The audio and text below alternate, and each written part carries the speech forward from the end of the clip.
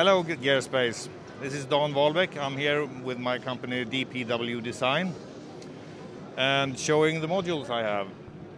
So I have 7 of them at the moment. I have a strange take of a wave folder. I have a limit module, which is 3 individual limiters. Very soft knee limiters and very handy. My first module was 3 attenuators. Two attenuators that also could be voltage sources, and with a mix output with an attenuator and comparator output. Then I have a switch that could be either manually switched, and it's laid out to be easy to operate from what do you call it? Ergonomic point of view, so you can easy drop in a stereo line and out like this, and you can CV control it. 4 channels bidirectional. I also have a 0 module, which is a 0 difference switch that also can be conditional switching. So you can use this together with the switch to switch click-free in between any material. And you could also use it to sync signals or unsync signals, which is kind of a little bit more technical, I guess. Then the next module is my shape. That is a parallel compression or limiting. So you can have compression and clean signal and blend it to taste, sort of New York style compression. And it could go very aggressive, it's up to 10 times compression. And then it also has this side with a Spectral Enhancer side, because compression is distortion, and you can, from the incoming signal, when you compress it, you can isolate the distortion that's produced with this tran thing, and you can trim it in, so you can sort of add new upper harmonics that are related to the incoming material. And then lastly, we have, it's only me.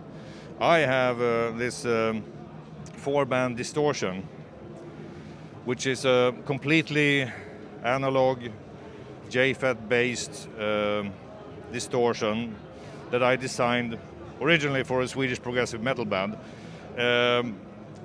It's designed so it should work like you have 4 parallel tube amps. So you have one separate distortion for each of them. And this also has this switching on and off, can also be controlled via CV.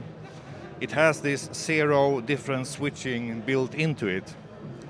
So you can switch things on and off at high audio rate without having any clicks. So. Can you show us some sounds? Yeah, I could. I could start with showing the distortion. Yeah. So the distortion, it also has a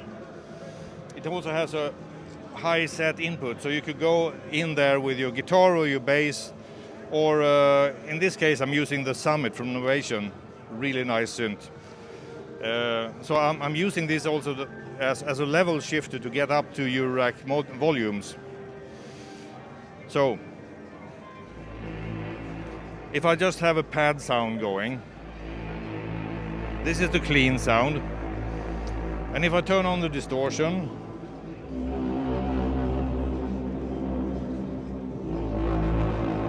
you get a lot more weight to it. And I could do a quick show you what's going on here. If I turn off all the bands, it's completely quiet. So there is this low end.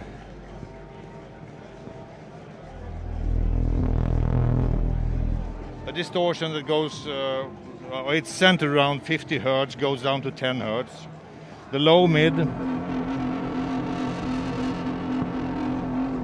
This is where you have your growl.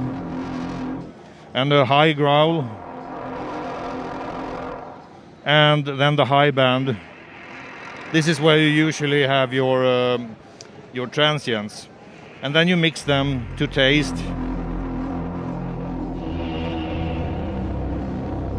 And you get a huge sound. And if you look at the switching on and off, is completely quiet when it comes to clicks. And you could do this with a CV as well. So now it's on.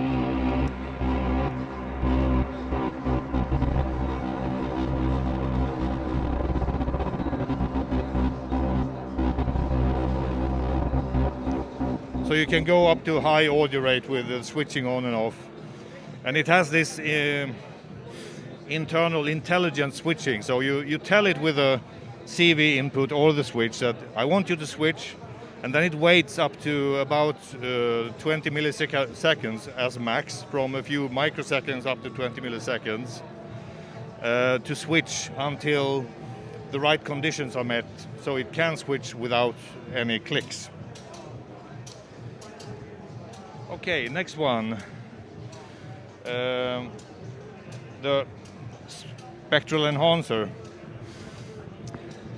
If I start some kind of drum loop just to have something going. So this is a clean sound. And if you listen to the compression that this can do, very little compression, about 3 times compression, 5 times compression, still just it's going, it is still clamping everything to plus minus 5 volts. It will never go higher. And you can go all the way up to 10 times compression. But then you get distortion, of course. And the idea is that you could have your clean, you can blend in a little bit of your compressed sound and get some good mix of it. And then you also have this Spectral Enhancer output, which is the distortion from the compression that you can single out from the incoming material. And one way I use this is if I do things like this. I start, if I down sample samples, then you lose all the top end.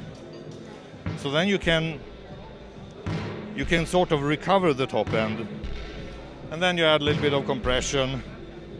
And if you mix this with analog drums,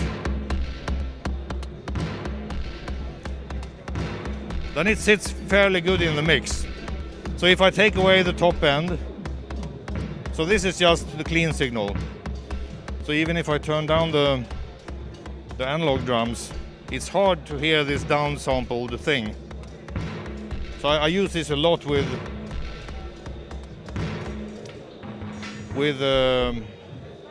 samples and shaping signals.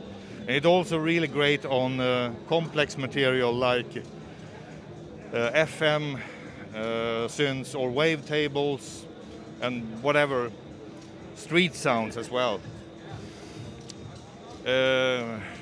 Let's see, what else do I have? This is the switch.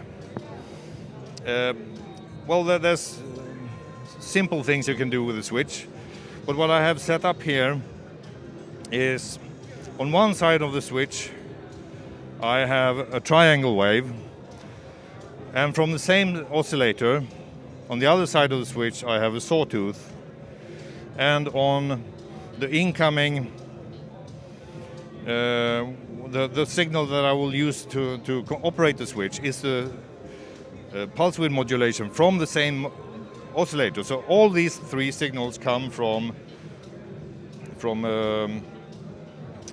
my Doppler oscillator. If I turn that up, so by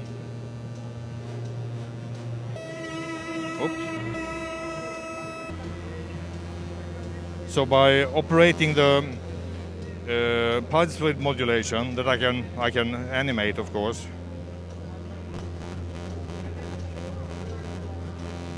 I can kind of paint from one wave to another. So this is kind of wave splicing. Or if I change one of the sides to an unrelated other oscillator, you could build very interesting shapes, I think. So the idea behind this is that you could the switch in my manual I say that it's switching cleanly up to well above 100 kilohertz, but it's rather 300 kilohertz. So you could go into a wave, cut out a piece, and replace it with another wave, and just go back again. And this way you could also rearrange things in your chassis if you want to, at high audio rate if you want to. Yes, and I think the last one I will talk about is the limit. That is something that I use. Well, I'll also show you a trick with the AV1. I have that down here on my drum machine or whatever that I've connected like a drum machine. So if I start some rhythm again, my drum machine goes out through a limit. Now I have it set so it's sort of 1 times amplification. But if I want the drums to be meatier, I can turn it up to, this is 2.5 times compression, and all the way up to 5 times compression. But I'll set it for taste a little bit less. Oh, and I should say that it's also very handy for keeping your levels in check. So I have a lot of people buying these and put two of the channels on your main output. And that way you will never go higher than plus minus 5 volt or plus 14 dB. So you will never fry the inputs on your front of house mixer and get into trouble. And you could also, as your set is going on, you could kind of tweak them up a little bit and get more energy and more thump into things as you go. And then I'll show you, the last thing I'll show you is a super simple trick with an attenuator that has a built-in comparator. So I'm running the drum mix. I'll drop the levels a little bit. So I'm drumming, the drum mix is going through channel B that is compared with channel A. And the output from that, I'm running into a filter and then into a delay. And this sounds like this when I start. And then I'm modulating the filter. So a very simple way to get some animation going. And you can do things like this.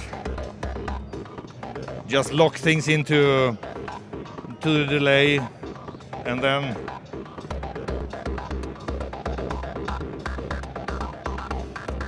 so very simple. So what I'm in essence is doing here, I'm reducing the drum bus into a sort of a 1-bit crushing. It's just a square wave. And that square wave goes into a very resonant filter, and I'm sort of pinging that filter and then sweeping that filter, and it gives me a little bit of extra texture. Okay, I think that will be all I have to show for today, but I have more things coming very soon. So, thank you.